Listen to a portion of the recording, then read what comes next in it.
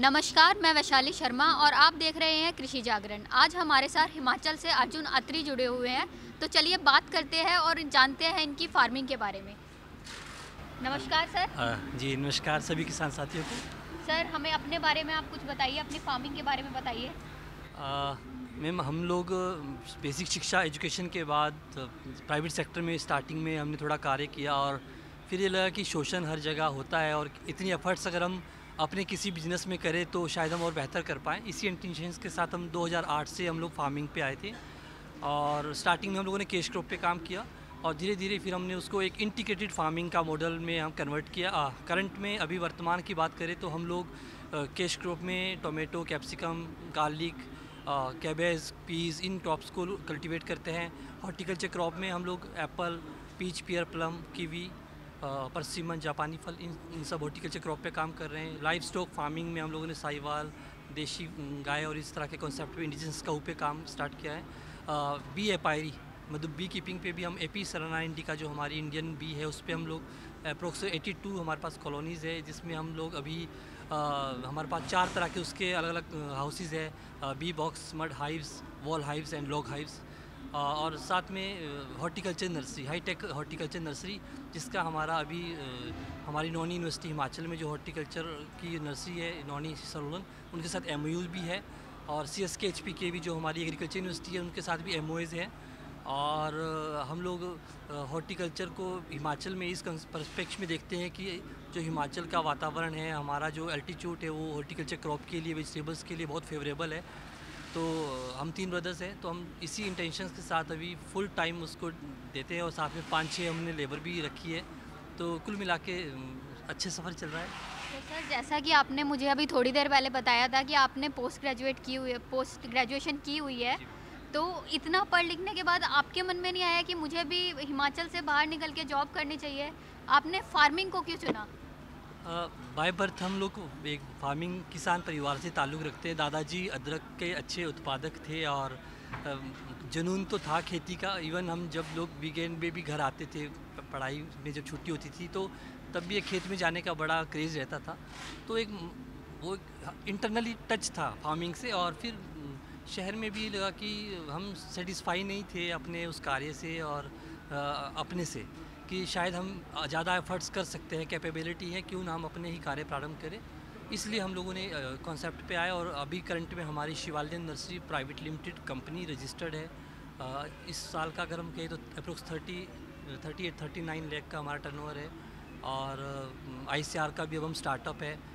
तो ये सब रास्ता धीरे धीरे बनता जा रहा है और कार्य करने का मज़ा आ रहा है। मतलब अब हमें ये एफर्ट्स लगाते हुए ऐसा लगता है कि हम और कितना बेहतर कर पाएँ। और अगर मैं इंटरनली कहूँ, जो मेरे मन की पीड़ा है, हम लोग कपड़े साल में एक बार ख़रीदते हैं, जूता एक बार ख़रीदते हैं, फिर भी वो मॉल में बिकता है और भोजन हर व्यक्ति की दिन की 3 बार की रिक्वायरमेंट है और उसके बावजूद भी वो फुटपाथ और रेडियो पर बिक रहा है। हमें एग्री बिजनेस में बहुत आगे आने की आवश्यकता है और जो हमारे करंट में अभी यूथ है जो एजुकेशन में BSc कर रहे हैं एग्रीकल्चर, हॉर्टिकल्चर, फॉरेस्ट्री में, उन सब यूथ को भी मेरा ये मैसेज है कि आप लोग केवल गवर्नमेंट जॉब ओरिएंटेड एजुकेशन पे ना जाकर अपने एग्री टेक बिजनेस में आए।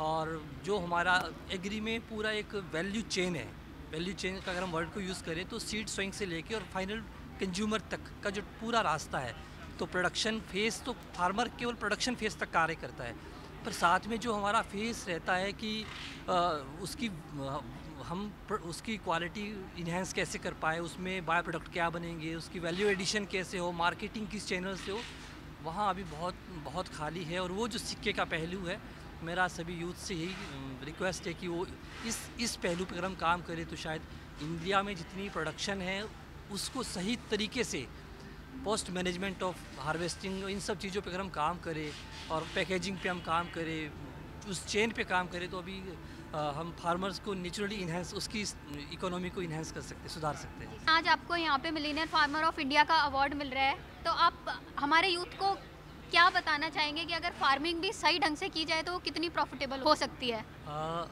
बिल्कुल, आपने बिल्कुल सही प्रश्न किया।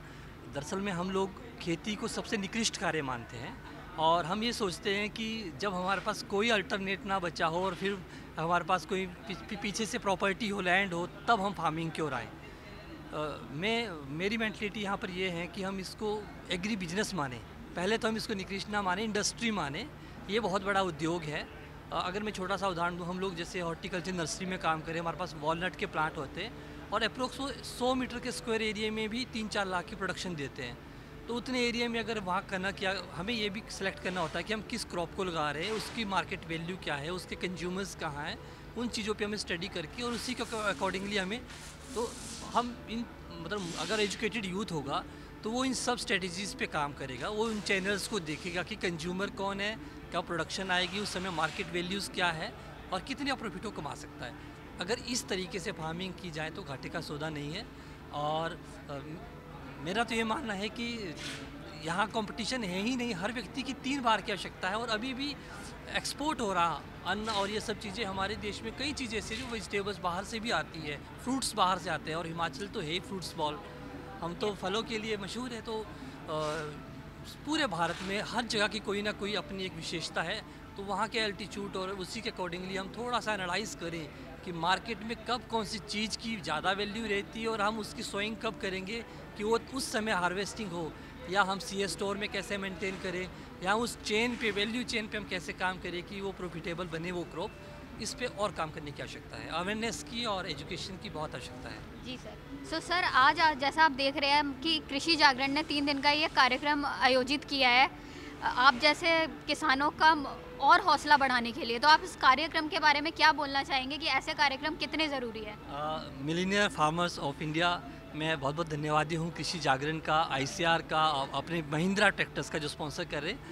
कृषि जागरण के माध्यम से हमें भी ये निमंत्रण मिला और पूरे भारतवर्ष के प्रत्येक जिला से एक एक किसान आमंत्रित है। आई थिंक ऐसा मैं स्लोगन में पीछे पढ़ रहा था। तो ये बहुत बड़ा प्लेटफॉर्म है और निसंदेह यहाँ आकर जो एग्जीबिशंस है अलग अलग स्टेटों के, छत्तीसगढ़ के भी हम देख रहे थे, एनालाइज कर रहे थे। काफ़ी कुछ चीज़ें लर्न करने को मिलती हैं, टेक्नोलॉजी देखने को मिलती है, हम आगे कैसे और बेहतर कर पाएँ। और जीवन में आगे लर्न करने के लिए हमें इस तरह के एग्जीबिशंस में जितना बड़ा प्लेटफॉर्म मिला है, मुझे लगता है कि बिल्कुल हौसला अफजाई होगी, ना केवल हमारी और उन किसानों की भी जो अभी इस द्वंद्व में फंसे हैं कि हम क्या करें, फार्मिंग में आए या किसी और सेक्टर में जाएं। तो नेचुरली कृषि जागरण के तो बहुत बहुत धन्यवाद ही हैं। और ICR में आने का मौका में मिला और हौसला अफजाई और ये सब तो मिलते ही है, पर एक सबसे बड़ा ये है कि प्लेटफॉर्म के माध्यम से सेल्फ कॉन्फिडेंस भी बढ़ता है कि किसानों को भी एक रिगार्ड है, किसानों के लिए भी एक प्लेटफॉर्म है। तो बहुत बहुत धन्यवाद। तो ऐसी ही और सक्सेसफुल फार्मर्स की कहानी हम आपके लिए लेके आते रहेंगे, तब तक के लिए जुड़े रहिए कृषि जागरण के साथ। धन्यवाद।